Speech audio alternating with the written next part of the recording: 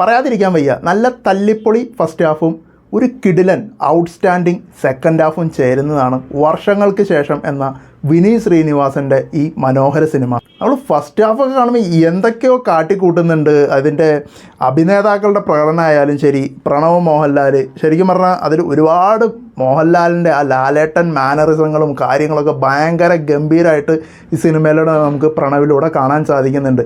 പക്ഷേ അഭിനയം നല്ല തല്ലിപ്പൊളി അഭിനയമായിരുന്നു. അതിൻ്റെ ഫസ്റ്റ് ഹാഫിൽ അദ്ദേഹത്തിൻ്റെ യങ് ക്യാരക്ടർ കാണിക്കുന്ന ആ ഒരു സമയത്തൊക്കെ. ധ്യാൻ്റെ കാര്യം പറയുകയാണെന്നുണ്ടെങ്കിൽ യങ് ക്യാരക്ടർ കാണിക്കുന്ന ധ്യാൻ അത്യാവശ്യം മോശമില്ലാത്ത രീതിയിലൊക്കെ ചെയ്തു എന്നുള്ളൊരു തോന്നലുണ്ടായി. പക്ഷേ അതേസമയം ആ ഒരു വയസ്സ ക്യാരക്ടറിലേക്ക് വന്നപ്പോൾ ആ ഒരു ക്യാരക്ടർ ആവശ്യപ്പെടുന്ന ആ ഒരു റീച്ച് എത്താത്ത പോലെയുള്ള ഒരു പെർഫോമൻസ് ആയിട്ടാണ് എനിക്ക് അനുഭവപ്പെട്ടത്. പക്ഷേ അതേസമയം നേരെ തിരിച്ച് പ്രണവ് മോഹൻലാൽ ആ ഒരു വയസ്സ കഥാപാത്രം അല്പം കൂടെ അദ്ദേഹത്തിൻ്റെ ആ യങ് ക്യാരക്ടറിനെ അപേക്ഷിച്ച് അല്പം കൂടെ ബെറ്ററായിട്ട് അവതരിപ്പിച്ചതായിട്ട് എനിക്ക് അനുഭവപ്പെട്ടു. എൻ്റെ മൈൻഡിൽ ഒരു മിനിമം ഗ്യാരണ്ടി ഉള്ള ഒരു സംവിധായകനാണ് വിനീത് ശ്രീനിവാസൻ. പക്ഷെ അത് മനസ്സിൽ വെച്ചിട്ട് ഇങ്ങനെ ഫസ്റ്റ് ഹാഫ് കാണുമ്പോൾ എനിക്ക് ഒരു എന്താ പറയുക, ഒരു സംതൃപ്തി തോന്നാത്ത ഒരു ഫീലാണ്. പിന്നെ ഇതിൻ്റെ സ്റ്റോറി വൈസ് ആയാലും പ്രേക്ഷകരിലേക്ക് അത്ര ഞങ്ങളുടെ ഒരു റീച്ച്, ഒരു ഡെപ്തിലേക്ക് കണക്ട് ചെയ്യാൻ സാധിക്കുന്നുണ്ടായിരുന്നില്ല. പിന്നെ എല്ലാവരുടെ ആക്ടിങ്ങിൽ ഭയങ്കര ഒരു ഓവർ ഡ്രാമാറ്റിക് ഒരു ഫീലാണ് നമുക്ക് ലഭിക്കുന്നത്. ഇപ്പോൾ പ്രണവിൻ്റെ തന്നെ ആദ്യം കാണുമ്പോൾ നമുക്കറിയാം അഭിനയത്തിൽ വലിയ സംഭവങ്ങളൊന്നും ഉണ്ടായിരുന്നു. പക്ഷേ ഹൃദയം വന്നപ്പോൾ വളരെ മനോഹരമായിട്ട് ആ ഒരു റോള് കൈകാര്യം ചെയ്തതാണ്, അതും ഈ വിനീത് ശ്രീനിവാസൻ്റെ ഡയറക്ഷനിൽ. പക്ഷേ അതേ വിനീത് ശ്രീനിവാസൻ ഡയറക്ഷനിൽ ഇതിലേക്ക് വരുമ്പോൾ ആ ഒരു പ്രതീക്ഷയൊന്നും, എത്ര നമ്മൾ പ്രതീക്ഷിച്ച ആ ഒരു ലെവലിലേക്കൊന്നും ഇത് വരുന്നില്ല എന്ന് എനിക്ക് ഫസ്റ്റ് ഹാഫ് കണ്ടപ്പോൾ ഭയങ്കര നിരാശ തന്നെ അനുഭവപ്പെട്ടു. ഇതൊരു ഫ്ലോപ്പിലേക്ക് പോവുകയാണോ, സിനിമ നശിച്ചു പോവുകയാണോ എന്നൊക്കെയുള്ളൊരു തോട്ടുണ്ടായിരുന്നു. പക്ഷേ ആലുവക്കാരൻ മച്ചാൻ വന്നതിന് ശേഷം പിന്നെ പടത്തിൻ്റെ ആ ഒരു ലെവല്, ആ ഒരു വേറെ ലെവലിലേക്ക് തന്നെ മാറുകയായിരുന്നു. അത് വേറെ ആരുമല്ല, നമ്മുടെ നിവിൻ പോളിയാണ്. നിവിൻ പോളിയുടെ ഒരു അഴിഞ്ഞാട്ടം തന്നെയായിരുന്നു ഈ സിനിമ. പുള്ളി വന്നിറങ്ങണ സമയം മുതൽ, പുള്ളിയെ കാണിക്കണ സീൻ മുതൽ ഗംഭീരമായിട്ട് സിനിമ വേറൊരു ലെവലിലേക്ക് എലവേറ്റ് ആയിട്ടുണ്ട്. പിന്നെ അതിൽ ഏറ്റവും എടുത്തു പറയേണ്ടത് പുള്ളീനെ ബോഡി ഷേമിങ് നടത്തിയ, അല്ലെങ്കിൽ പുള്ളീൻ്റെ പടങ്ങളെ, അതായത് നിവിൻ പോളിയുടെ പടങ്ങളെ വിമർശിച്ച എല്ലാ വ്ളോഗർമാരെ നല്ല അസലായിട്ട് നല്ല പച്ചയ്ക്ക് തെറി വിളിച്ചിട്ടുണ്ട്. ഒക്കെ ഇതിനെ അടിച്ച് അണ്ണാക്കി കയറ്റിയിട്ടുണ്ട്. എല്ലാവരെയും സിനിമയെ കൂടെ നല്ല പച്ചത്തെറി പറയുന്ന പോലെ തന്നെയാണ് അദ്ദേഹം ഈ സിനിമയിലെ ഈ ക്യാരക്ടറിനെ നമ്മളുടെ മുന്നിലേക്ക് എത്തിക്കുന്നത്. കുറേ നാൾക്ക് ശേഷമാണ് നിവിൻ പോളിയുടെ ഒരു പ്രകടനം കണ്ട് നമുക്ക് ഒരു വാവ് ഫീല് ലഭിക്കുന്നത്.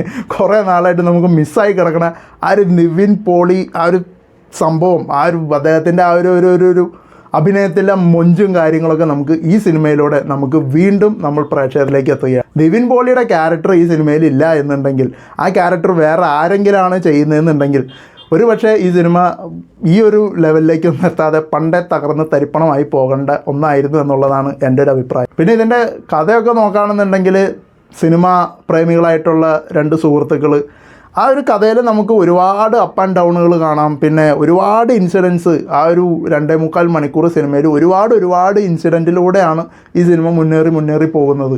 പ്രത്യേകിച്ച് ഒരാൾക്ക് ഒരു ഫോക്കസോ, അല്ലെങ്കിൽ പ്രണവിന് ഒരു പ്രത്യേക ഫോക്കസോ, അല്ലെങ്കിൽ ധ്യാൻ ശ്രീനിവാസിന് ഒരു പ്രത്യേക ഫോക്കസോ, അല്ലെങ്കിൽ നിവിനൊരു നല്ലൊരു ഫോക്കസ് ഉണ്ടില്ല എന്ന് പറയാൻ പറ്റില്ല.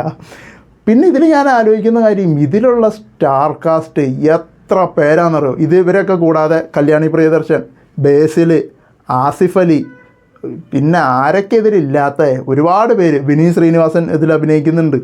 ഇങ്ങനെ ഒരു വലിയൊരു താരനിര തന്നെ ഈ സിനിമയിലുണ്ട്.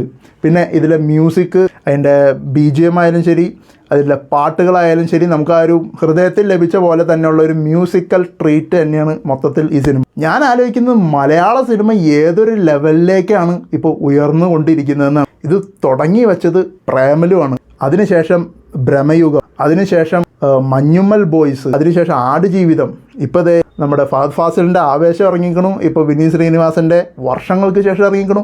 കണ്ടിന്യൂസ് ഹിറ്റാണ് ഈ ഒരു വർഷം. 2024 എന്ന വർഷം തിയേറ്ററുകാർക്കായാലും പ്രൊഡ്യൂസേഴ്സിനായാലും നമ്മുടെ സിനിമാ ഫീൽഡിലുള്ള എല്ലാവർക്കായാലും കഴിഞ്ഞ കുറേ വർഷങ്ങളെ അപേക്ഷിച്ച് ഒരു ചാകര വർഷം തന്നെയായിരുന്നു എന്നുള്ള കാര്യത്തിൽ യാതൊരുവിധ സംശയം വേണ്ട. പുതു തലമുറ ചിത്രങ്ങളും പുതുമുഖ ചിത്രങ്ങൾ പോലും വലിയൊരു റീച്ച് നേടുന്ന ഒരു മനോഹര കാലഘട്ടത്തിലൂടെയാണ് മലയാള സിനിമ ഇപ്പോൾ കടന്നു പോകുന്നത്. അപ്പോൾ ഈ ഒരു വിജയങ്ങൾ ഇനി വരുന്ന ചിത്രങ്ങൾക്ക് ലഭിക്കട്ടെ എന്നും ആശംസിക്കുന്നു. അപ്പോൾ വർഷങ്ങൾക്ക് ശേഷം എന്ന സിനിമ കാണാത്തവരാണെന്നുണ്ടെങ്കിൽ തീർച്ചയായിട്ടും തിയേറ്ററിൽ പോയി തന്നെ സെക്കൻഡ് ഹാഫിലൊക്കെ ഉണ്ടല്ലോ നമുക്ക് നിവിൻ പോളിയുടെ ഒക്കെ പെർഫോമൻസ് കണ്ട് നമുക്ക് ഇരുന്ന് ആർമാദിച്ച് ചിരിക്കാനുള്ള ഒരുപാട് സംഭവങ്ങൾ നമുക്ക് ലഭിക്കുന്നുണ്ട്. തീർച്ചയായിട്ടും നമ്മൾ സിനിമ കണ്ടു കഴിഞ്ഞ് കഴിയുമ്പോൾ ഞാൻ ഇപ്പോൾ ഫസ്റ്റ് ഹാഫിനെ കുറ്റം പറഞ്ഞു, സെക്കൻഡ് ഹാഫ് നല്ല എന്ന് പറഞ്ഞു. സിനിമ കണ്ടു കഴിഞ്ഞപ്പോൾ ഓവറോൾ നമ്മളുടെ മൈൻഡ് ഒരു ഹാപ്പിയായി അല്ലെങ്കിൽ നമ്മളൊരു സന്തോഷത്തോടെ ഇറങ്ങി വന്നിരുന്നുണ്ടെങ്കിൽ ആ കൊടുത്ത പൈസയ്ക്ക് വസൂലാണ് പടം. അപ്പോൾ വർഷങ്ങൾക്ക് ശേഷം എന്ന സിനിമയ്ക്ക് ഈ പുതിയ വിനീത് ശ്രീനിവാസൻ യുവ താരനിര കൂട്ടുകെട്ടിലിറങ്ങിയ ചിത്രത്തിന് നമ്മൾ കൊടുക്കുന്ന റേറ്റിംഗ് 8.5 ഔട്ട് ഓഫ് 10. സിനിമ കണ്ടവരാണെന്നുണ്ടെങ്കിൽ നിങ്ങളുടെ റേറ്റിംഗും നമ്മുടെ വീഡിയോയെ പറ്റിയുള്ള അഭിപ്രായങ്ങളും കമൻറ്റ് ബോക്സിലൂടെ അറിയിക്കുക. അപ്പോൾ ഇന്നത്തെ വീഡിയോയിൽ നമുക്ക് ഇത്രയൊക്കെ പറയാനുള്ളൂ. നമ്മുടെ വീഡിയോസ് ഇഷ്ടമാകുന്നുണ്ടെങ്കിൽ ലൈക്ക് ചെയ്യുക, ഷെയർ ചെയ്യുക, സബ്സ്ക്രൈബ് ചെയ്യാത്ത സുഹൃത്തുക്കൾ നമ്മുടെ ചാനൽ സബ്സ്ക്രൈബ് ചെയ്ത് നമ്മളെ സപ്പോർട്ട് ചെയ്യുക. അതോ നമ്മുടെ വീഡിയോസ് ഇഷ്ടമാകുന്നില്ലെങ്കിൽ തീർച്ചയായിട്ടും ഡിസ്ലൈക്കും ചെയ്യാവുന്നതാണ്. സബ്സ്ക്രൈബ് ചെയ്യുന്നതിനോടൊപ്പം തന്നെ ആ ബെൽ ബട്ടൺ കൂടി എനേബിൾ ചെയ്ത് വയ്ക്കുക. എങ്കിൽ മാത്രമേ നമ്മളിടുന്ന വീഡിയോസ് ഉടനടി നിങ്ങളിലേക്ക് എത്തുകയുള്ളൂ. അപ്പോൾ ഇതിന് മനോഹരമായ മറ്റൊരു വിശേഷമായി നമുക്കിനി അടുത്ത വീഡിയോയിലൂടെ കാണാം. അപ്പോൾ അങ്ങനെ കാര്യങ്ങൾ തർക്കമല്ലേ. ബൈ.